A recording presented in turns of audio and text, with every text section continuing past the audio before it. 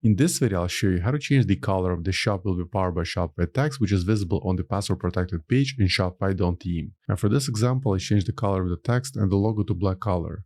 So at first, let's log into Shopify admin account, then select online store. Now look for Dawn Theme, then select customize. Once the editor loads, at the very top, click on home page, then select password. On the left side of the screen, click on the password footer, and then expand the custom CSS section. We'll be adding the custom CSS rule right in here, but at first let me go back to my website and get the class selected for the text. Let me right click on it, then select inspect. Okay, let's take a look. To change the color of the text, we'll select the following class. It's password _footer -caption.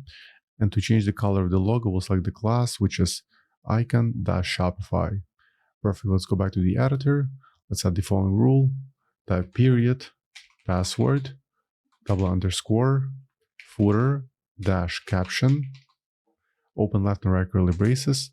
Place the cursor in between them, press enter. On the next line, type color, colon, then go to Google and type color picker in the search. Let me get the hex code for the black color. Let's pick this one. Always make sure to copy the hex code, including the hashtag.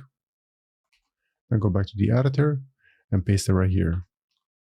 And then finally add the semicolon at the end. And to change the color of the logo, just copy the current rule, add some space underneath, paste it right here. After caption, add space, followed by period, icon-shopify. And finally, at the top right corner, click on save. Now let me go to my website and try refreshing the password page.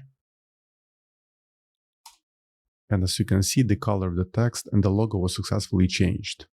So as usual, I hope you found this video useful, and for more Shopify tutorials, please subscribe to my channel. Thank you.